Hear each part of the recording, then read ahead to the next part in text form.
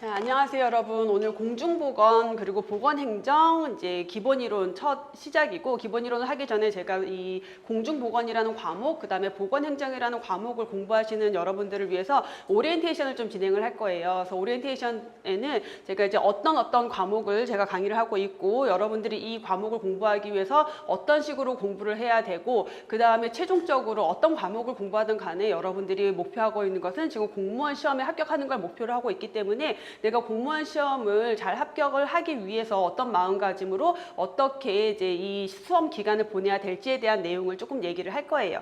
그래서 OT 먼저 진행하도록 하겠습니다. 자, 제가 공중보건이랑 보건행정을 같이 강의를 하고 있고요. 저는 이제 간호학 학사 베이스의 보건학 석사를 가지고 있어요. 그래서 간호학과 보건학을 같이 가지고 있기 때문에 여러분들한테 강의할 때 보건의 가장 기본이 되는 이제 건강에 대한 개념들이 많이 들어가 있고, 그런 부분들을 조금 더 약간 딥하게 재밌게 강의를 할 수 있는 베이스를 가지고 있다라고 생각하고 제 수업을 들어주시면 될 것 같아요. 자, 제 그 공중보건과 보건행정을 수강하시는 분들의 직렬이 좀 다양한 편이에요. 그래서 보건직 있고, 이제 보건직이랑 의료기술직이 가장 많을 거고, 그 다음에 보건연구사 직렬이 있고요. 복지부나 방역직, 보건진료직 이렇게 있어요. 그래서 각 직렬마다 공부해야 되는 과목이 둘 다 해야 되는 경우도 있고, 하나 반을 해야 되는 경우도 있고, 하나만 해도 되는 경우가 있는데, 우선 보건직은 기본적으로 공중보건, 보건행정 두 과목이 전공 과목입니다. 의료기술직 같은 경우는 공중보건이 있고, 나머지가 이제 뭐 생물 의료 법규가 들어가죠. 그래서 공중보건만 들어가는데, 공중보건에도 제 교재를 보면 보건행정이 좀 들어가 있어요. 한 파트로. 왜 그러냐면 공중보건 시험 문제에 보건행정 문제도 나와요. 한 두 문제 정도는 거의 나오거든요. 그래서 그것까지 커버될 수 있도록 강의 커리큘럼이 들어가 있고, 보건연구사는 그 전공 과목이 어떤 지역은 보건학 이렇게 공지가 나오고, 어떤 지역은 보건학 개론 이렇게 나와요. 그래서 되게 많은 학생들이 물어보거든요. 보건학 개론은 뭘 들어야 돼요? 그러면 똑같은 과목입니다. 그냥 보건학이라는 학문에 개론이라는 말만 붙였을 뿐이지 그냥 동일한 학문이고, 그럼 보건학은 이 두 과목과 뭐가 다르냐, 공중보건에 행정 파트가 더 좀 추가가 됐다라고 생각하시면 돼요. 그래서 이 보건학을 시험 보는 학생들은 제 수업을 들을 때 공중보건 수업을 다 듣고, 그 다음에 보건행정 중에서 일부분을 수업을 들으시면서 준비를 하시면 돼요. 그래서 제가 기존에는 이제 공중보건이랑 보건행정 1권 이렇게 설명을 드렸었는데, 올해는 교재가 그냥 한 권으로 단권화 돼가지고, 이제 예전 교재 같은 경우는 1권, 뭐 최신 2025년 교재 같은 경우는 파트 1부터 파트 4까지가 여기 포함이 된다라고 생각하시면 돼요. 그래서 요거는 제가 보건행정 수업할 때 다시 한번 여러분들께 설명을 드릴 거고요. 그 다음에 이제 연구사 준비하시는 분들이 가끔 보건행정 문제가 이제 너무 다 뒤에 그 행정학 원론 문제까지 막 나오고, 그래서 이것까지 봐야 되지 않을까라고 고민하시는 분들도 있는데, 봐도 돼요.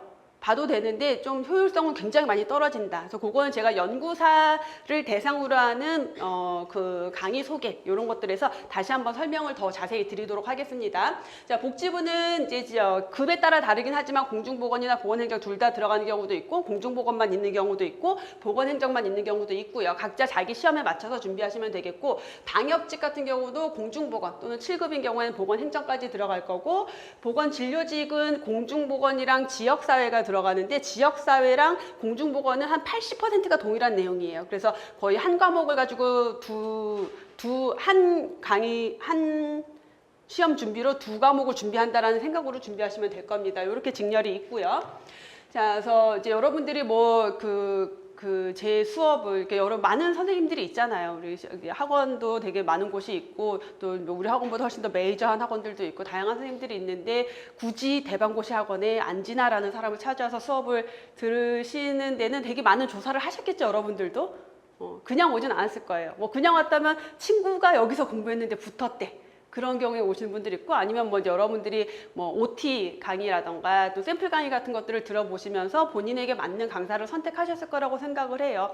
그래서 저희 학원에서 굉장히 많은 합격생이 배출이 되고 있습니다. 특히 기술직, 의료기술직이랑 보건연구사 같은 경우는 거의 대부분 저희 학원 출신이고, 보건직 같은 경우는 워낙 공통 과목이 조금 여러분들이 선택하는 할 그 범위가 이제 그 강사의 범위가 굉장히 그 시장이 크다 보니까 메이저 학원에서 공통 과목을 하고 전공 과목을 제 수업을 듣는 경우들도 굉장히 많이 있긴 해요.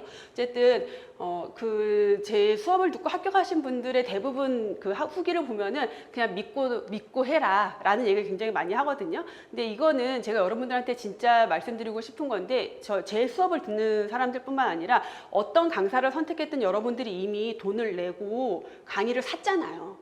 그럼 내가 이미 선택이란 걸 한 거거든요. 선택을 했으면 그 다음부터는 집중을 해야 돼요. 근데 강의를 들으면서 좀 아닌 것 같은데, 저 사람 나랑 안 맞는 것 같은데, 그런 마음이 들면은 그냥 빨리 환불하세요. 왜냐하면 제 수업이 865 안 865가 중요한 게 아니라 여러분들이 합격하는 게 중요한 거거든요. 그럼 나랑 맞는 강의를 들어야 돼요. 그래서 나랑 안 맞다 싶으면은 빨리 환불하고 다른 강사를 선택해야지. 근데 그게 아니라면은 그냥 정말 저 사람 말이 맞아, 저 사람만 믿고 따라가면 나는 합격할 수 있어라는 마음을 가지고, 그래야지 합이 맞으면서 여러분들의 합격 가능성이 훨씬 더 높아집니다. 굉장히 많은 합격생들이 있고, 그냥 거의 대부분 제 수업 들으신 분들은 합격 수기 쓸 때 대부분 하시는 말씀이 100점 맞았어요. 야. 100점 맞았어요. 예요. 대부분. 그래서 저는 여러분들이 제 수업을 들으면서 여러분들이 보는 과목을 100점을 맞을 수 있도록 강의를 해드릴 거예요. 제 목표는 그거고, 그러다 보니까 공부하기가 좀 힘들 수 있어요. 핵심만 요약해서 공부하면 좋지. 너무 좋지. 근데 핵심만 요약해서 공부를 하면은 합격 못해요. 왜냐하면 공무원 시험은 몇 점을 맞아야 된다? 100점을 맞아야지 합격할 수 있는 거예요. 우리가 자격증 시험이 아니잖아요. 뭐 허트라인만 넘으면 되는 거 아니고 어차피 1등, 2등을 해야 돼요. 더군다나 소수직렬이기 때문에 내가 전체 수험생들 중에서 1등, 2등 정도를 해야지 합격할 수 있다고 생각해야 돼요. 그럼 1등, 2등 하려면 100점 맞아야 돼요. 왜? 국어, 영어, 한국사 100점 못 맞을 거잖아. 생물이랑 의료법규가 100점 맞기 더 어려워요. 그나마 100점 맞을 가능성이 있는 게 이 공중보건이랑 보건행정이라는 과목이에요. 그래서 여기에서 100점을 맞아줘야 나머지 과목에서 조금 부족한 걸 채워서 내가 합격선으로 갈 수 있고, 그러다 보니까 보건연구사라는 직렬은 사실 3과목 중에서 2과목 또는 뭐 3과목 전부가 제 수업이기도 해요. 그래서 우리 보건연구사는 6급임에도 불구하고 시험 문제가 너무 어려운데도 보건연구사 시험 보시는 분들의 합격선이 대부분 95점 이상이에요. 그러니까 거의 다 100점을 맞는다라는 거예요. 그렇게 강의를 할 겁니다. 그러다 보니까 너무 많은 양을 제가 여러분들한테 쏟아 부을 수 있지만, 그렇게 해야지 내가 합격할 수 있다. 그래서 쉬운 마음으로 공부하시면 안 돼요. 쉽게 되는 게 아니에요. 공무원 되기 진짜 어려운 겁니다. 자, 그래서 뭐 적중률 높다라는, 이건 뭐 광고니까 그냥 넘어가시고. 자, 그럼 여러분들이 이제 이 두 과목, 공중보건이라는 과목과 보건행정이라는 과목을 어떻게 공부를 해야 되냐. 우리가 이제 공부 시작하기 전부터 책도 너무 두껍고 내용도 많고 후기나, 또 내가 뭐 베이스가 여러분들이 보건 계통이니까 아마 감염병, 그다음에 뭐 물 수질 기준, 저런 것들 언제 다 외워, 이런 것들 되게 많을 거예요. 외울 것도 많고 해야 될 것도 많고. 그래서 이걸 어떻게 다 공부하나 싶은데, 이 공중보건이랑 보건행정이라는 과목의 가장 큰 특징이 뭐냐면, 얘가 하나의 전공이 아니라는 거예요. 공중보건이라는 걸 전공 과목으로 하는 경우는 별로 없어요. 그러니까 예를 들어 수학 하면 수학 전공자잖아. 영어 하면 영어 전공자잖아요. 그럼 우리가 어릴 때 생각해 보면은 수학도 더하기 빼기, 그 다음에 곱하기 나누기, 그 다음에 뭐가 분수가 되고 뭐 소수점이 되고 뭐가 넘어간단 말이에요. 근데 공중보건이랑 보건행정이라는 과목은 뭐냐면은 여러 가지 과목을 묶어서 짬뽕 시켜 놓은 과목이에요. 그러다 보니까 순서라는 게 없어요. 이 과목에는. 순서라는 게 없어요. 차근차근이라는 게 없어요. 그래서 여러분들이 이 두 과목을 공부하기 어려운 게 뭐냐면, 처음에 딱 봤을 때 뭔지 모르는 게 너무 많이 나와요. 근데 제가 그 뭔지 모르는 걸 설명을 안 했는데 단어들이 자꾸 나온단 말이에요. 그러니까 걔가 뭔지 모르니까 이해가 안 돼. 근데 그게 뒤에 가서 나와요. 왜냐하면 이 과목 자체가 뭐 건강에 대한 거, 그러니까 간호학에 대한 베이스도 들어가 있고, 산업보건도 있고, 모자보건도 있고, 역학도 있고, 통계도 있고, 행정도 있고, 노인보건도 있고, 정신보건도 있고, 여러 과목이 짬뽕이 돼 있다 보니까 뒤에서 나오는 게 앞에서 다 용어들이 나오고 막 그러다 보니까 이해가 안 돼요. 그렇기 때문에 제일 중요한 게 뭐냐면, 내가 처음에 공부하면서 한 번에 모든 걸 다 이해하고 암기하고 넘어가야지 불가능합니다. 그런 식으로 접근하시면 안 됩니다. 난 천재야. IQ 막 드라마에 나오는 이런 애여서 들여서 백과사전 통째로 외울 수 있어요. 그러면 그렇게 하셔도 돼요. 근데 그게 아니라면은 내가 처음에 한 번 공부할 때 모든 걸 다 이해하고 다 암기하고 넘어갈 거야라는 접근으로는 공부를 할 수가 없어요. 그렇게 되어 있는 과목이 아니기 때문에. 그래서 제일 중요한 게 뭐냐면 반복을 해야 돼요. 회독수라는 얘기 되게 많이 하죠. 회독을 계속 늘려야 되거든요. 그래서 처음에 아마 기본 이론 수업을 들으면은 여러분들이 충격받는 게 뭐냐면 분명히 수업 들을 때 이해를 했어. 아는 것 같아. 그 다음에 두 번째 수업에서 진도를 좀 나갔어. 앞에 봤더니 하나도 모르겠어. 그 다음에 수업을 듣고 이해를 했는데 뒤에 가서 문제를 풀어보니까 못 풀겠어. 이런 상황이 된단 말이에요. 너무 당연한 거예요. 그래서 처음 내가 한 번 공부해서 여기 있는 이론들을 다 이해를 하고 암기를 할 수는 없다. 이 회독을 반복을 해야지만 그게 가능하다. 그래서 반복을 하다 보면은 이해가 될 거예요. 이해가 되지 않은 상태에서 공중보건 보건행정 암기 과목이지 외워야지. 아닙니다. 어떻게 다 외울 거야? 나 천재 아니잖아요. 우리 이거 통째로 다 못 외우잖아요. 그러면 기본적으로 반복이라는 걸 통해서 자연스럽게 이론을 이해를 해야 돼요. 이해를 하면 내가 알게 되는 것들이 있어요. 감염병 같은 경우도 1급, 2급, 3급, 4급 막 노래해가지고 막 이렇게 앞글자 따가지고 문장 만들어가지고 외우시는 분들이 있는데 그렇게 접근할 게 아니라 뭐예요? 내가 질병에 대한 이해를 하고 1급, 2급, 3급, 4급을 어떻게 나누는지를 이해하고 나면은 그 질병, 이 질병은 이런 특성을 가지고 있으니까 1급이겠네. 얘는 3급이겠네. 요렇게 접근을 해야지 얘를 노래 따라서 시험 볼 때 시간도 촉박하는데 언제 노래 불러서 그거 찾을 거야. 심지어 앞글자 똑같은 애들은 얼마나 발진 티푸스, 발진력, 둘 다 발진인데 그거 어떻게 구분할 거야. 막 이런 식으로 접근하면 안 된다라는 거예요. 그래서 전체적인 이론에 대해서 이해를 하면서 제가 여러분들에게 자동적으로 암기되게 해드릴 거예요. 수업 중에 무한 반복을 하고 무한 이해를 시켜드리면서 저절로 암기가 돼서 나중에는 무슨 질병 몇 급 하면 여러분들 입에서 그냥 바로 튀어나오게 해드릴 거니까 처음부터 암기할 생각하지 말고 우선 이해 위주로 따라오셔야 됩니다. 이해를 해야지 문제를 풀 수가 있고요. 그 다음에 중요한 게 뭐냐면 지문이 점점 길어지고 있거든요. 시험 문제 지문이. 그러면 이해를 하고 있지 못하면 긴 지문을 가지고 여러분들이 파악을 못해요. 이게 무슨 의미인지, 이게 맞는 건지 틀린 건지 파악을 못해요. 그래서 반드시 개념 이해가 되어 있어야 되고, 이제 이해를 하고 나면 이제 마지막에 남는 것들을 암기를 해야 돼요. 그래서 암기는 제가 언제부터 하라고 그러냐면 심화이론 지나고 난 다음부터 문제풀이 할 때, 단원별 문제풀이 할 때 문제를 또 무한 반복하다 보면 저절로 암기가 되거든요. 이제 그러고 남은 애들을 암기하시는 거예요. 그러면 우리가 외워야 될 게 확 줄어들겠죠. 그래서 공부하는데 비법, 누가 몇 개월 만에 붙었대. 그 유튜브에 막 자랑하면서 올렸어. 그래서 그 사람 거 열심히 보고 나도 따라해야지. 안 돼. 그건 내 방법이 아닌 거예요. 그래서 정도를 따라가야 돼요. 정도를 따라가야 돼. 거기에서 나한테 맞는 방법을 찾아야지 무조건 누가 어떻게 해서 붙었더라로 쫓아가서는 되지 않습니다. 그래서 가장 중요한 거는 반복이 먼저 돼야 되고 반복을 하면서 이해를 하고 이해가 되어 있으면 마지막 것들을 암기한다라고 접근하시면 되겠고요. 그래서 기본에 충실한 게 가장 기본이죠. 제 강의가 어떤 식으로 진행이 되느냐를 조금 설명을 드리면은 우선 제가 주변 사람들한테 난 진짜 이런 능력은 탁월한 것 같아. 내가 가지고 있는 가장 큰 능력은 이거야라고 하는 게 있거든요. 그래서 제가 가지고 있는 가장 큰 그러니까 신이 저에게 주신 가장 큰 능력은 뭐냐면 어려운 거 쉽게 설명하는 재주를 타고났어요. 제가 어릴 때부터. 그래서 어릴 때부터 그렇게 주변에 친구들 막 수학 이런 거 가르쳐주고 그랬어요. 너무 재밌는 거예요. 가르치는 게 너무 재밌기도 했는데 설명을 쉽게 잘해요. 제가.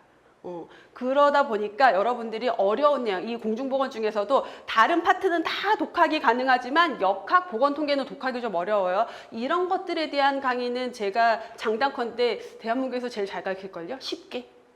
그래서 실제로 석사 과정에서 역학이랑 통계를 거의 포기하듯이 했던 학생들이 연구사 수업 들으면서 제 역학이랑 통계 수업을 들으면서 이제야 이해가 된다고 얘기하시는 분들이 되게 많아요. 그 정도로 제가 어려운 거 쉽게 설명하는 능력은 좀 뛰어나요. 그래서 여러분들을 조금 더 쉽게 공부시켜 드릴 거고 실제 우리 보건직이든 기술직이든 합격생들 보면은 보통 학생들이 역학, 보건통계 이쪽이 제일 어렵다라고 얘기를 하는데 제 수업을 듣고 난 다음에 여기는 따로 공부할 필요가 없었어요.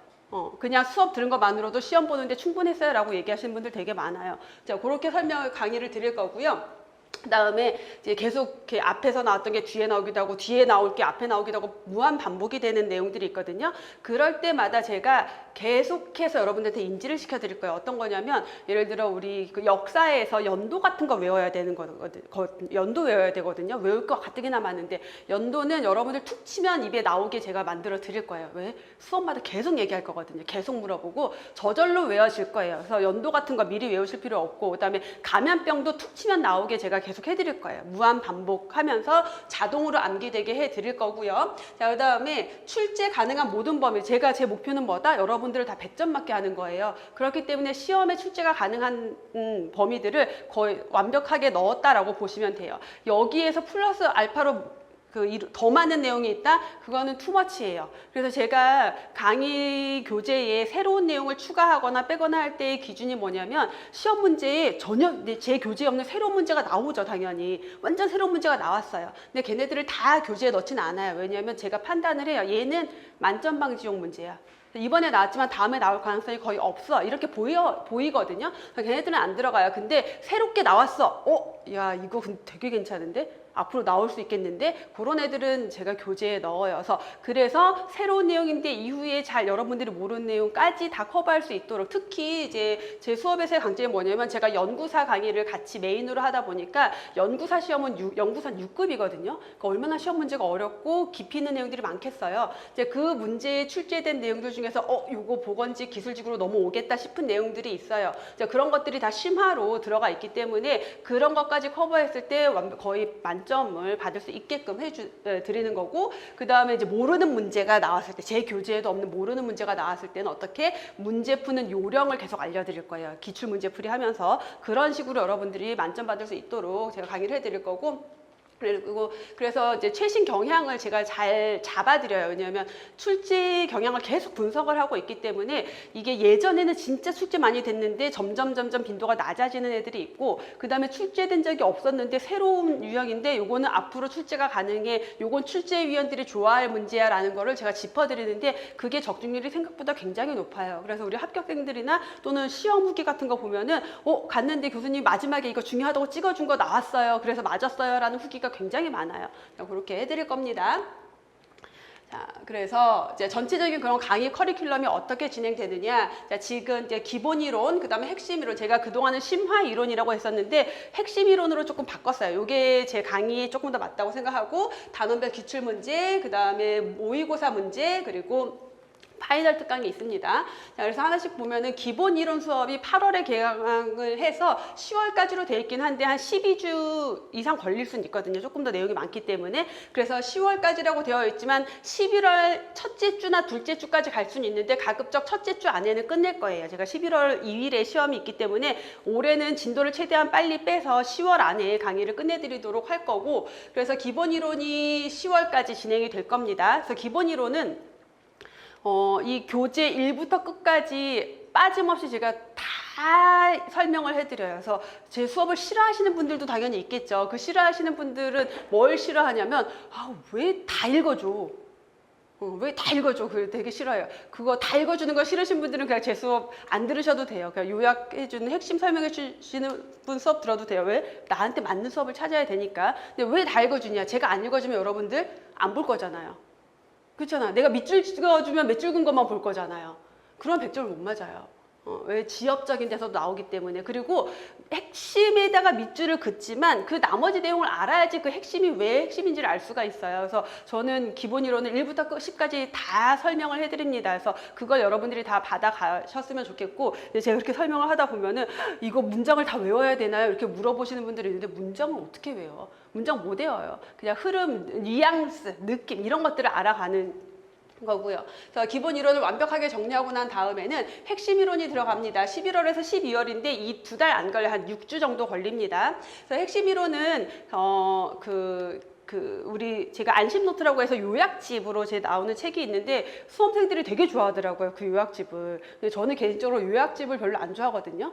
요약돼 있잖아 너무. 전체 내용을 볼 수가 없기 때문에. 그래서 이 요약된 내용으로 전체 시험을 준비하시면 안 됩니다. 그러면 80점은 무난하게 맞아요. 요약집으로 공부하면 80점은 맞아요. 근데 우리는 100점을 맞아야지 합격할 수 있다라고 했죠. 그래서 요약집은 말 그대로 요약이기 때문에 여러분들이 참고를 하셔야 돼요. 그래서 거기에다가 뭔가 추가적인 내용을 들고 조그맣게 핸드북으로 나가기 때문에 여러분들이 들고 다니면서 공부하고 할 수 있도록 해드린 거고, 저희 핵심 이론 수업에서 다뤄지는 내용만 완벽하게 공부하면은 80점은 무난하게 맞을 거야. 이걸 완벽하게 했다는 전제하에.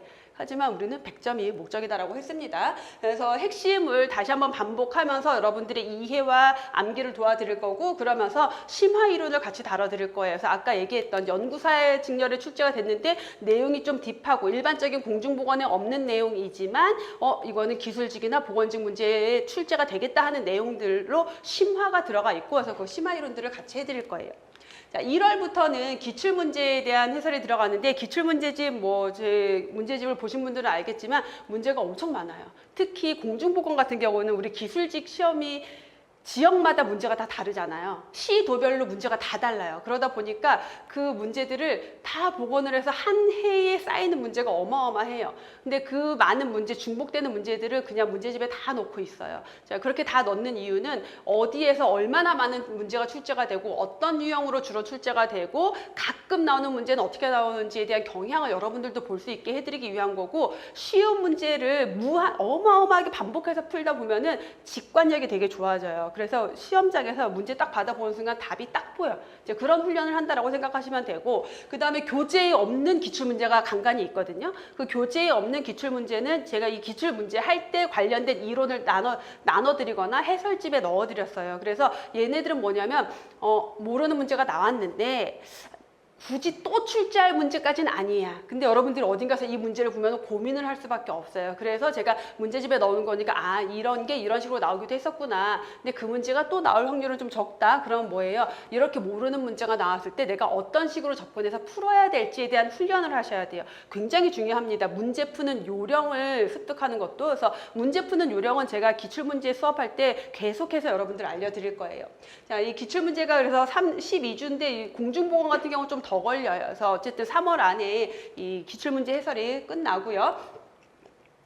실전 동형은 모의고사예요. 그래서 모의고사는 실제 여러분들이 시험을 이제 마지막 준비하는 단계이기 때문에 실제 시험처럼 문제를 쭉 만들어서 시간 안에 문제 푸는 연습을 할 거예요. 그래서 제가 문제를 나눠드리고 여러분들이 스스로 시간을 재면서 시간 안에 문제 푸는 연습을 시키면서 여러분들이 마지막 시험 준비를 하는데, 대신 이 모의고사는 제가 수업을 하다 보면은 모의고사 수업 때 좌절하시는 분들이 너무너무 많아요. 나 진짜 공부 여기까지 다 했는데, 많이 했는데 모의고사 봤더니 60점? 65점 막 이렇게 나오는 거예요. 되게 많이 그러거든요. 괜찮아요. 제가 모의고사는 실제 시험보다 난이도를 한 2배 정도 어렵게 출제를 합니다. 왜?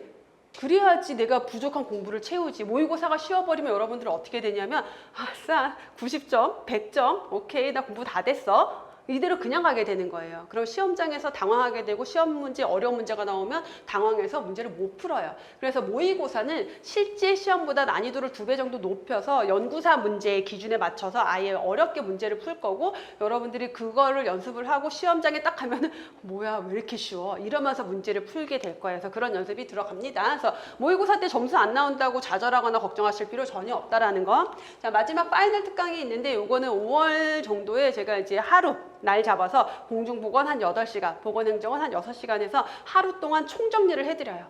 이 총정리하는 거에서 한 70% 정도 문제가 나올 거예요. 왜냐면 핵심 이론들이 거기 다 들어가기 때문에. 그래서 시험 보기 전에 마지막 한번 정리하는 개념으로 이 파이널 특강이 진행이 된다라고 생각하시면 돼요. 자, 이렇게 커리큘럼이 진행이 된다라는 거 정리를 해드렸고, 자, 이제 여러분들 공부하기 전에 우리 마음가짐만 좀 잡고 가봅시다. 지금 여러분의 상태, 제가 이제 수업을 시작하기 전에 여러분들한테 좀 물어봤는데, 오늘 시작하는 사람도 있고, 내가 아슬아슬하게 시험을 봤는데 좀 아슬아슬하게 떨어져서 한 문제 차이로 떨어져서 이런 사람들도 있을 거고요. 그 다음에 필기시험 붙었는데 면접에서 탈락하는 사람도 있을 거예요. 그 다음에 내가 나 지금 3년째 공부하고 있어, 4년째 공부하고 있어, 이런 사람들도 있어요. 어떻게 그렇게 공부하지 싶죠? 하게 됩니다. 하다 보면은 할 수 있어요. 자, 이렇게 다양한 사람들이 수업을 듣고 있는데, 근데 다양한 상태이지만 우리 목표는 다 같아요. 우리는 당장 다음 시험에 합격하는 게 목표죠. 그래서 내가 여러분들 중에서 이제 많은 분들이 오늘 처음 시작을 딱 하는데, 그럼 여러분들이 지금 시험을 준비하면서 목표하고 있는 시험은 뭐예요? 바로 다음에 있을 만약에 경기도다 그럼 뭐 내년 2월, 3월, 4월쯤에 아마 기술직 시험이 있을 건데 그 시험이 목표일 수 있고 보건직 같은 경우는 내년 6월에 있는 시험, 뭐 연구소 같은 경우는 올해 12월 또는 내년 상반기 시험이 목표가 될 수가 있겠죠. 정말 그러면 그 시험을 합격해야지라는 생각으로 아마 공부를 시작을 하셨을 거예요 지금. 아니 저는 한 2년 보고 있어요. 저는 한 3년 보고 있어요. 이런 마음으로 공부 시작하시는 분들은 잘 없을 거예요. 그렇죠? 그렇게 준비를 그러면은 내가 수험 기간이 이런 사람들과 비교했을 때 어때요? 나는 공부를 훨씬 덜 하는 거예요. 그렇죠? 한 문제 차이로 불합격했다? 공부 이미 되게 많이 한 사람인 거죠. 면접에서 탈락했다? 필기 합격한 사람이에요. 이런 사람들과 나의 그 지식의 차이는 엄청 크죠. 근데 내가 이 사람들이랑 다시 경쟁을 해야 돼. 그럼 어떻게 해야 돼요? 난 이 사람들이 1년, 2년 동안 공부한 것만큼을 6개월 안에, 1년 안에 공부를 해야 돼요. 그럼 어떻게 해야 돼요? 정말 열심히 해야 되겠죠. 그만큼의 시간과 노력을 쏟아서 집중을 해서 공부를 해야 된다라는 거예요. 그래서 그 마음을 가지고서 내가 경쟁하는 사람들이 다 내 수준이 아니라 나보다 이미 1년, 2년 선배들이다라는 생각을 가지고 내가 그들을 따라잡기 위한 공부를 하셔야 된다라는 거예요. 오늘 시작하시는 분들은. 그러면 어떻게 막 늦잠 자고 토요일, 일요일 이틀은 놀고 저녁 때 6시 퇴근이지 놀아야지 이러면 안 된다라는 거예요. 그렇게 내가 공부를 할 거면 한 3년 봐야 된다. 라고 생각하고 공부하셔야 되는 거고 내가 1년 안에 합격할 게 목표다라고 하면은 2년, 3년 공부한 사람들의 양을 나는 1년 안에 공부를 해야 돼요. 그 마음을 가지고 공부를 하셔야 되고요. 한 문제 차이로 불합격했다. 굉장히 슬프지. 너무 마음이 아프지. 내가 그 한 문제 실수만 안 했어도 쉬운 문제를 틀렸어. 더 속상하지. 근데 그런 사람들이 수두룩 빽빽이에요. 나만 한 문제 차이가 아니라 대부분 한 30%는 한 문제 차이로 떨어진다라고 생각하시면 돼요. 그래서 내가 100점을 맞아야지 한 문제가 부족했던 게 아닌 거예요. 그래서 근데 한 문제 차이로 떨어졌다라고 하는 것은 어쨌든 한두 문제 차이로 떨어진 건 어쨌든 어느 정도 수준에 내가 올라온 거죠. 그럼 나는 여기다 요만큼만 올라가면 돼요. 그 요만큼을 채우기 위한 게 뭐냐면 되게 지엽적인, 그러니까 각자에 따라 다를 거예요. 내가 그 틀린 문제들을 파악을 했을 때 어려운 문제, 완전 새로운 유형 문제, 이런 문제가 틀렸다. 그럼 문제 푸는 요령에 대해서 조금 더 노력을 하셔야 되겠고 되게 남들 다 맞춘 쉬운 문제를 틀리는 사람들이 꽤 있거든요. 그러면 내가 왜 쉬운 문제를 틀렸는지 쉬운 거를 괜히 어렵게 투머치 이런 함정이 있지 않을까 막 이런 습성이 있을 수 있거든요. 이런 것들에 대한 훈련, 고치는 연습을 해야 되겠고 그 다음에 지문이 긴 문제인데 지문이 길어요. 근데 남들은 맞췄는데 나는 틀렸어. 이건 뭐냐면 요즘 문해력, 독해력 얘기 많이 하잖아요. 내가 긴 지문을 끝까지 읽고 이 문제의 핵심을 파악하는 능력이 부족한 거예요. 그러면 긴 지문을 읽는 연습들을 하셔야 돼요. 그래서 내가 어디에서 취약해서 한두 문제 차이로 떨어졌는지를 파악해서 거기에 조금 더 포커스를 두고 그다음에 이제 암기할 것들, 지엽적인 것들 채워나가셔야 되겠죠. 자, 면접에서 탈락한 사람. 말만 들어도 어때요, 여러분? 너무 속상하다. 필기 붙었는데 면접에서 면탈이라니. 제가 한 이제 10년 전에 처음 강의를 시작할 때 강의를 하고 그때 이제 수강생이 한 5명 있었어요. 저 처음 강의할 때 실강생이 5명이 있었는데 한 학생이 필기에서 붙었는데 면접에서 떨어지고 온 거예요. 근데 2명은 합격을 했고. 근데 제가 마음이 너무 아픈 거예요. 근데 그 친구의 눈을 볼 수가 없었어. 너무 마음이 아프고 제가 극 F거든요. 대문자 중에서도 한 F 한 트리플은 될 거야. 이 감정 공감이 제가 너무 심해가지고 파리를 못 죽여요. 파리가 아플까봐. 약간 이런 좀 이상한 유전적으로 감정 공감이 너무 심해. 그러니까 그 면접에서 떨어진 친구를 보는 마음이 제가 떨어진 것보다 더 힘든 거예요. 너무너무 힘들었어. 그래서 얘를 어떻게 달래줘야 될지도 모르겠고 첫 해에. 근데 이제 그 친구가 다시 와서 수업을 또 듣고 그 다음에 또 필기를 붙었어요. 제발 막 했는데 면접에서 또 떨어진 거야. 그래서 또 그 친구를 막 또 밥을 먹어 사주면서 막 이제 어떡하지 했는데 3번째 해에는 이 친구가 안 왔어요.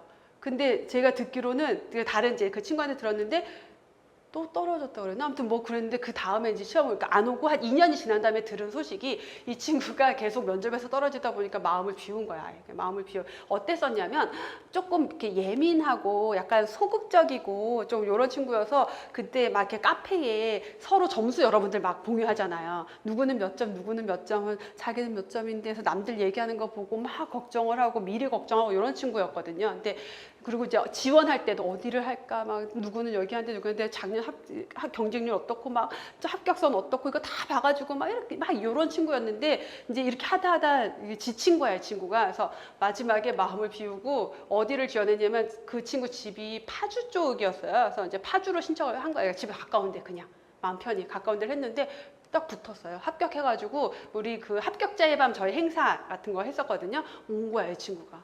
얼마나 감동이에요. 근데 이 친구 이후로 얼마나 많은 면탈자들을 제가 받겠어요. 근데 이제는 마음이 아프지 않아. 면접에서 탈락하고 와도 마음이 아프지 않아요. 왜 그런지 알아요?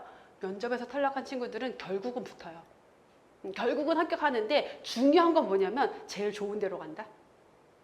다 그랬어요, 진짜.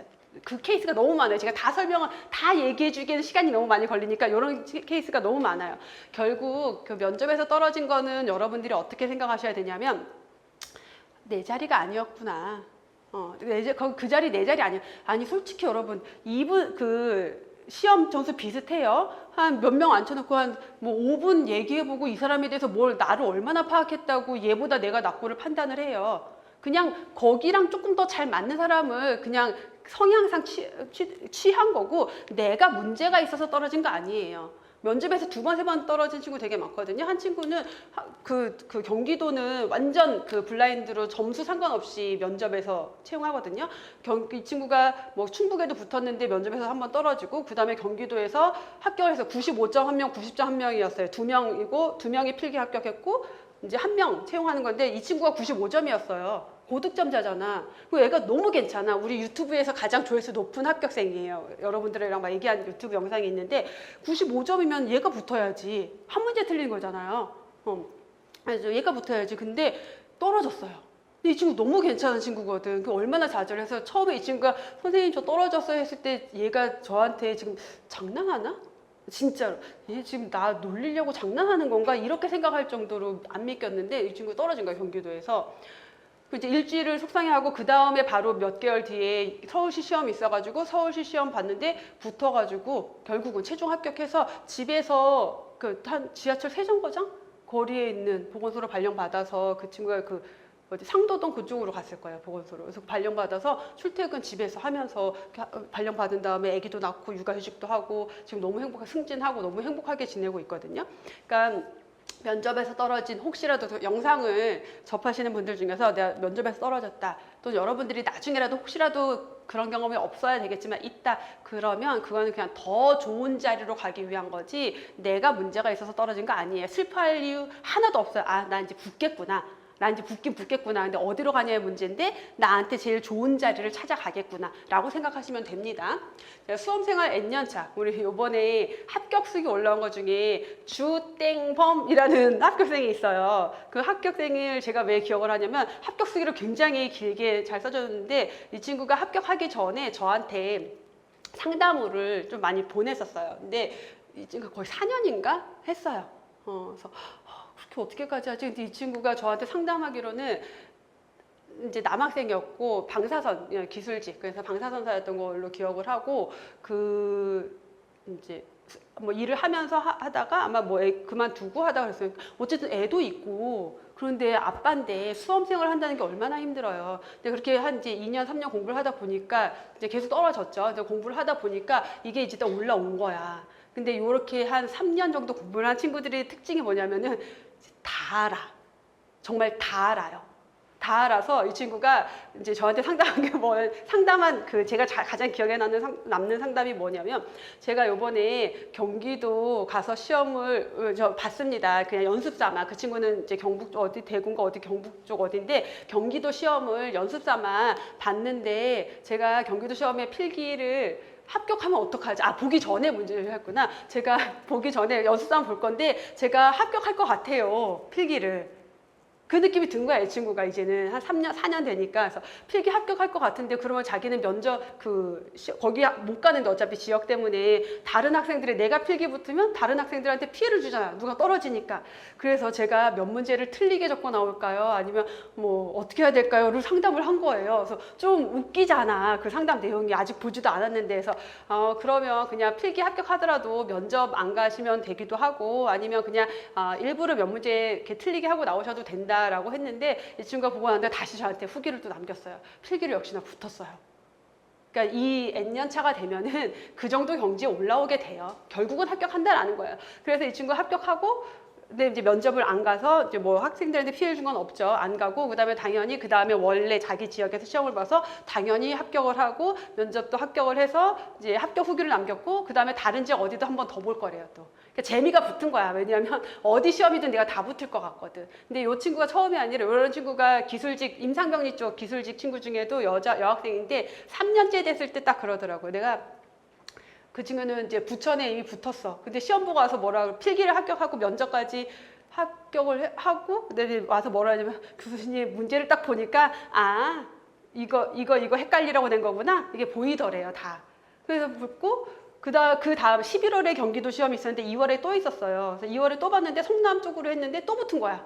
어딜 갈까 고민을 하다가 그래서 부천이랑 성남이랑 두 군데 다 합격을 해놓고 발령 받기 직전에 이제 어딜 갈까 고민을 하다가 면접관들의 분위기가 부천이 더 좋았대요, 이 친구가. 그래서 부천으로 갔어요. 그러니까 N년 차가 되면 이렇게 돼요. 근데 그 2년, 3년을 어떻게 공부해, 솔직히. 그런 마음이 들잖아요. 근데 내가 1년 공부하고 합격하나, 2년 공부하고 합격하나, 3년 공부하고 합격하나, 합격하고 나잖아요. 똑같아요.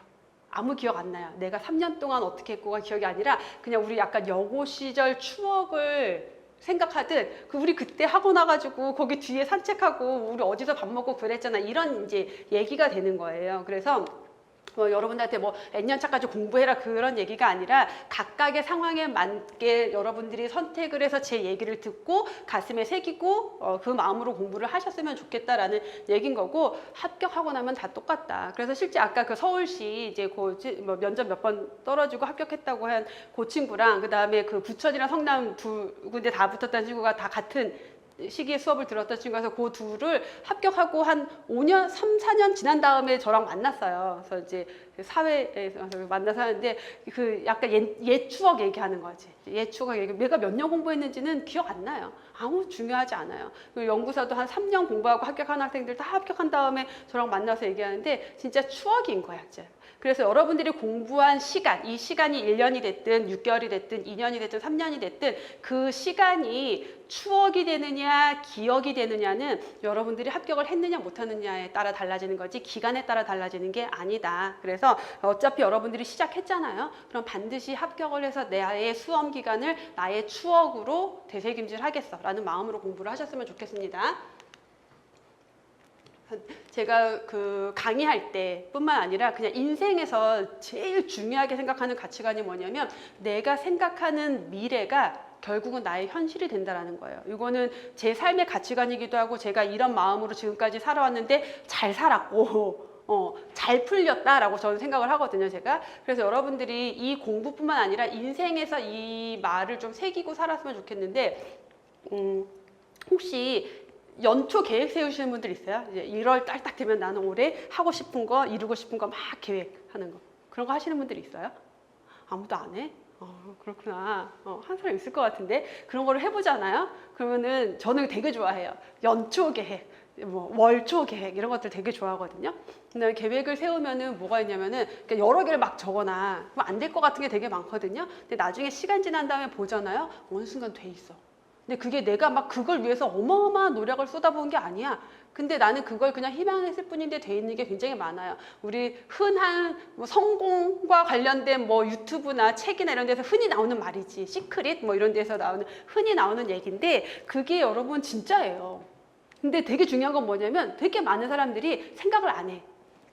나중에 어떻게 살고 싶어? 어떤 남자 만나고 싶어? 어떤 여자 만나고 싶어? 어떤 결혼 생활을 하고 싶어? 나중에 돈은 얼만큼 벌고 싶어? 나중에 어떤 집에서 살고 싶어? 나중에 어떤 여가를 즐기면서 살고 싶어? 이런 것들에 대한 생각을 잘 못해요. 왜냐하면 지금 당장 먹고 살기 바쁘니까. 근데 끊임없이 그런 생각을 하셔야 되는데 특히나 지금은 여러분들이 원하는 바가 있잖아요. 그러면 생각을 계속 하셔야 되는데 여러분 똑같이 생각해도 나 공부하면서 공부할 게 너무 많아. 이거 다 할 수 있을까? 떨어지면 어떡하지? 라는 걱정을 하고 공부를 하는 것과 나는 요거 하나만 합격할 것 같아 라는 마음을 가지고 공부하는 사람의 합격 여부에는 굉장히 많은 영향을 미쳐요. 되게 제가 좋아하는 얘기인데 삼신할머니가 아기를 점지해 줄 때 어떻게 점지해 주냐면은 저 아들 낳으면 안 돼요. 나 아들 낳으면 안 돼요. 아들이면 안 돼요. 이렇게 막 얘기를 하면은 아들을 점지해 줘요. 딸 낳고 싶어요, 딸 낳고 싶어요, 딸 낳고 싶어요. 그러면 딸을 점지해줘요. 이게 뭐냐면 내가 집중한 대상이 뭐냐라는 거예요. 내가 원하는 거에 집중하고 있느냐, 내가 피하고 싶은 거에 집중하고 있느냐. 동사는 몰라요. 시는 동사를 몰라. 명사만 안다라고 생각하시면 돼요. 그러면 내가 아들을 생각하고 있으면 아들을 주는 거고, 딸을 생각하고 있으면 딸을 주는 거예요. 그러면 여러분, 합격을 생각하면 합격으로 가는 거고, 불합격을 생각하면 불합격으로 가는 거예요. 제가 그럴 수밖에 없는 게, 내가 불합격이라는 걸 계속 생각을 하고 있으면 이게 나올까? 먹는 수질 기준 안 나올 것 같은데 이걸 본다고 합격할까? 약간 이런 마음이 들게 되고, 합격할 거라는 걸 믿으면서 공부하는 친구들은 어떻게 되냐면, 나 합격할 것 같아. 이거 하나만 더 보면 합격할 것 같아. 이런 마음으로 접근을 할 거예요. 정말 영향 많이 미쳐요. 진짜 여러분들이 꼭 하셨으면 좋겠어요. 왜냐면 저는 살면서 너무 많이 느꼈거든요. 이런 것들 제가 32살 됐을 때, 제 때는 제가 이제 나이가 좀 있어서 제 친구들은 26에서 28에 결혼을 다 했어요. 저 빼고. 30 넘으면 완전 노처녀였어 그때는. 32살에 저만 남아 있었는데, 그때까지 전 결혼할 마음이 아직은 없었는데, 나는 나중에 아주 능력 있고 안정적인 남자 만나서 일주일에 한 이틀 정도 강의하면서 취미생활 하면서 살고 싶어. 가 저의 레퍼토리였어요. 그냥 그게 막연한 저의 희망이었거든요. 근데 어느 날 결혼해서 살면서 뒤를 돌아보니 정말 딱 그렇게 그냥 아주 능력 있고 아주 안정적이고, 저는 일주일에 하루 이틀 정도 강의를 하고 지내고 있는 거예요. 이런 것들이 굉장히 많았었어요. 그래서 여러분들이 미래에 대한 걸 되게 많이 생각을 하셨으면 좋겠어요. 그럼 정말 이루어지는 게 되게 많습니다. 근데 어쨌든 우리는 이제 시험을 위한 미래를 구체적으로 생각을 해야 되겠죠. 첫 번째, 희망 점수 적어두세요. 이거 뭐 어려워? 포스트잇에다가 100점, 100점, 100점 적어놓으면 되잖아. 희망 점수 몇 점이에요? 몇 점 맞을 거야? 그치, 100점 맞을 거지. 그게 기술직이었나? 생물은 몇 점 맞을 거예요? 100점. 법규는. 그치? 부끄러워할 필요 없어요, 여러분. 이거 해서 포스트잇에다가 해가지고 여러분들 공부하는 책상에 붙여두세요. 그다음에 책 앞에도 다 붙여두세요. 이거는 제가 실제 그 석사과정 할 때랑 대학 때도 그랬고 학사 때도 그랬고, 실제 시험 볼 때 제가 했던 방법이에요. 저는 모든 과목 점수를 다 적어놔요. 원하는 점수를. 그다음에 공부하다가 걔를 보잖아? 기분이 너무 좋아. 내가 이 점수 맞을 것 같거든요. 기분이 너무 좋아서 공부가 잘 돼요. 그러니까 실제로 저는 그래서 석사할 때도 조기 졸업했어요. 학점이 4.3, 저희 학교 4.3 만점인데 4.0이 넘으면은 한 학기를 빨리 졸업할 수가 있어요. 그래서 조기 졸업을 처음에 학교에 딱 들어가는데 조기 졸업이라는 제도가 있대. 해서 오케이, 난 조기 졸업을 할 거야. 마음을 먹었는데 학교 생활하면서 너무 즐거워서 잊어버렸어. 그거를 잊어버렸다가 이제 마지막 학기 그러니까 그 세 번째 그 4학기 됐을 때 그 생각이 난 거야. 근데 점수를 보니까 3.9 얼마야. 그래서 이번 시험에 4점 몇을 맞으면은 내가 평점을 4.3 이상으로 높여서 4.0 이상으로 높여서 할 수가 있겠는 거야. 그래서 했잖아요. 그러니까 이런 것들을 계속 생각하셔야 돼요. 우리 합격생 중에서 이렇게 막 했더니 한 학생이 이제 대학 다니다가 휴학을 하고 공부를 하러 왔어요. 공부하러 와서 했는데 떨어졌어. 복학을 했어. 그 다음에 학교를 졸업하고 다시 왔어요, 이 친구가. 근데 이때는 얘가 이걸 시작을 한 거야. 그래서 그때 같이 공부하던 막 언니들이 있었는데, 주변 언니들한테 맨날 이 친구가, 언니 저 공중보건 100점 맞을 거고요, 생물 95점 맞을 거고요, 법규 100점 맞을 거예요를 맨날 얘기하고 다닌 거야, 이 친구가. 진짜로. 그리고 근데 이 친구가 사실 공부를 이렇게 썩 잘하는 친구는 아니었어요. 제가 수업할 때 보면은 조금 이렇게 느린 친구였어. 그리고 마지막까지도 좀 걱정이 됐는데 오히려 이 친구가 제일 먼저 합격했어요. 그러니까 이런 것들이 굉장히 영향 많이 미칩니다. 이거 안 어렵잖아. 돈도 안 들잖아. 시간도 안 들잖아. 꼭 적어두고 주변에 당당하게 얘기하세요. 그 당당하게 얘기하면은 그걸 지키기 위해서 내가 더 열심히 하게 됩니다. 그다음에 요거는 하시는 분들도 있고 안 하시는 분들도 있는데 좀 했으면 좋겠어요. 합격 수기를 먼저 써보세요. 어떻게? 내 계획인 거야, 합격 수기가. 그렇잖아요. 합격 수기에 다 뭐 써요? 저는 매일 몇 시부터 몇 시까지 하루 총 공부 시간은 몇 시간이었고요. 일주일에 하루 정도는 어떻게 쉬었고요. 뭐 이렇게 과목별로 이렇게 공부를 해서 합격했습니다잖아. 그럼 뭐예요? 지금 여러분 상태에서는 그거는 계획인 거예요. 근데 계획을 이렇게 하겠어가 아니라 합격 수기로 쓰세요. 내가 합격한 다음에 나는 이렇게 공부해서 합격했습니다. 그랬을 때 여러분들이 느끼는 체감이 훨씬 크고, 그 합격 수기 이렇게 쓴 친구 중에 제가 제일 많이 기억나는 학교생이 그 친구는 기술직이었고 임상병이었던 걸로 기억을 하고 한 5, 6년 됐어요. 남학생이었는데 이 친구가 합격하자마자 학원으로 전화해가지고 막 달려왔어요. 진짜 저를 만나러 달려왔어요. 너무 확 와가지고 제가 지금 놀래서 무서웠어서 남학생이 너무 이렇게 확 오니까. 근데 이 친구가 5개월 만에 합격을 했어요. 그럼 5개월 만에 합격했으면 공부를 얼마나 잘하는 친구야라고 생각을 하잖아요. 근데 이 친구는 대학도 지방에서 나왔고 공부도 못했고 학교 다닐 때 공부도 못했고 그랬대요, 자기가. 근데 자기 선배가 그 공무원 시험을 준비하면서 야 너도 해볼래? 해가지고 시작을 한 거예요. 그래서 시작을 해서 이 친구가 그때 저기 부천에 있는 어떤 병원을 다니다가 병원을 그만두고 5개월을 빡시게 공부를 한 거예요. 그러고서는 합격을 한 건데 이 친구가 뭘 해놨냐면은 여기 앞에다가 합격 쓰기 적어가지고 붙여놓고 맨날 보면서 공부를 했어요. 그래서 그래서 이 친구를 소개해준 선배는 불합격했는데 이 친구가 합격해가지고 약간 동네에서 막 그래도 서울시 합격해가지고 동네 자랑거리가 된 거지, 이 친구가. 이런 것들이 생각보다 여러분 효과 되게 좋습니다. 돈도 안 들고 시간도 안 들고 즐겁기만 한 노력이에요. 그래서 구체적으로 상상하라고 제가 늘 얘기하는데 상상을 할 때는 여러분 합격 이게 아니야. 합격 이걸 생각하는 게 아니라 나 합격하면 뭐 해야지 이거예요. 여러분의 사실 진짜 목표는 뭐냐면 합격이 아니라 합격해서 공무원이 돼서 내가 공직 생활을 하면서 나의 더 행복한 삶을 만들어가는 게 여러분의 목표예요. 그렇죠? 목표는 명사가 아니라 사실 동사여야 돼요. 그래서 합격이 목표가 아니라 합격해서 뭐 해야지가 돼야 돼요. 그럼 합격해서 뭐 할 거야? 선생님 합격하면 뭐 할 거야? 합격한 다음에?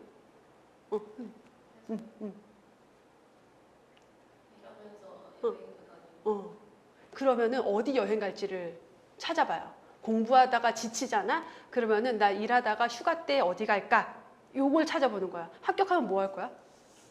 여행 갈 거야. 우린 여행을 너무 좋아. 여행의 민족이야. 그쵸? 저도 여행이 세상에서 제일 좋아. 여행 가려고 일하는 거예요. 그러면은 제가 제일 행복할 때가 언제냐면은 여행지 검색할 때가 제일 행복하거든요. 그럼 여러분들은 뭘 하면 되냐면 합격한 다음에 휴가를 몇 월쯤에 갈까?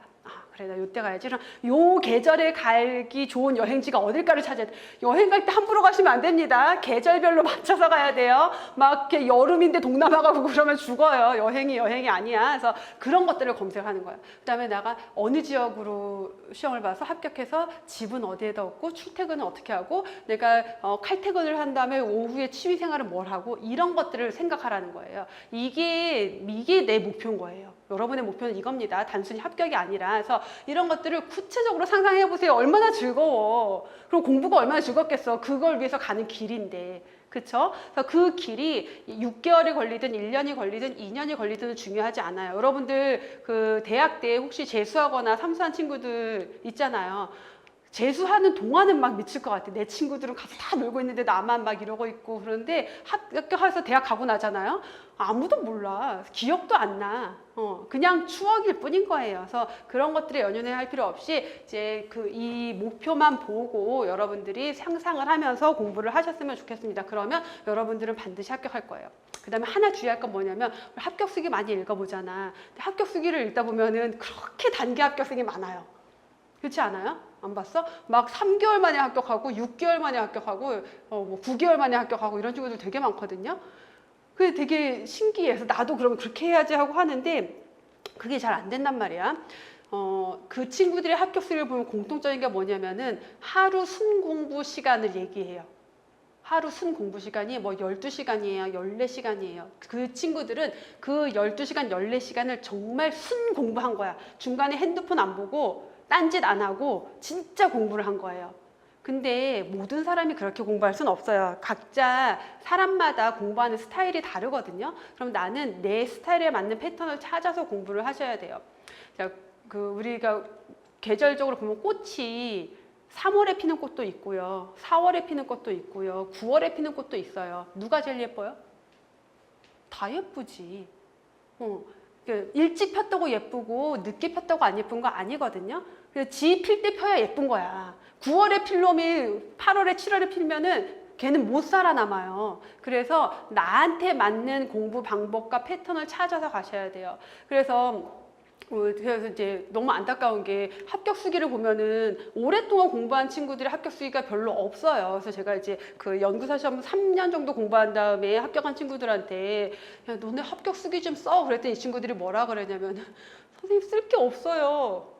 그러니까 딱히 그 단기 합격생들은 쓸 게 너무 많은 거야. 내가 막 순 공부 시간 이렇고 하루도 안 쉬고 막 이렇게 했는데 이렇게 조금 여유를 가지고 여유 있게 공부한 친구들은 나는 아침에 한 9시부터 시작해서 한 7시, 8시까지 하고 주말엔 좀 쉬고 여행도 가고 합격 쓰기에 뭐 이렇게 쓸 수는 없잖아. 쓰기가 그렇잖아요. 그러니까 쓸 게 없는 거예요. 그래서 사실은 여러분들이 보는 합격 쓰기의 그 단기 합격생은 전체 합격생의 극히 일부예요. 극히 일부지만 자랑할 게 많으니까 그 합격 수기가 많은 거예요. 그래서 내가 6개월, 1년 만에 못했다고 그들이랑 비교해서 내가 부족한가, 나는 왜 안 된가라는 걸 생각할 필요 없이 여러분들이 과거에 공부를 어떻게 했는지를 생각을 해보세요. 나는 벼락치기 스타일이야. 그런 친구들 있잖아요. 벼락치기에 강한 애들. 이런 친구들은 3개월, 6개월 준비해야지. 근데 나는 벼락치기 안 돼. 나는 서서히 차근차근 쌓아가는 스타일이야. 그러면 거기에 맞춰서 해야 되겠죠. 그래서 자기 자신을 파악하고 나에게 맞는 공부 방법을 택해서 여러분 준비하는 게 여러분들의 가장 중요한 전략이다라는 것까지 생각을 해 주셨으면 좋겠습니다. 그래서 여러분들의 합격을 진심으로 기원하는 마음으로 OT를 마무리하도록 하고요. 자, 이 OT가 여러분들 수험 생활, 전체 수험 생활에 좀 많은 도움이 되길 바랄게요. 자, 수고하셨습니다.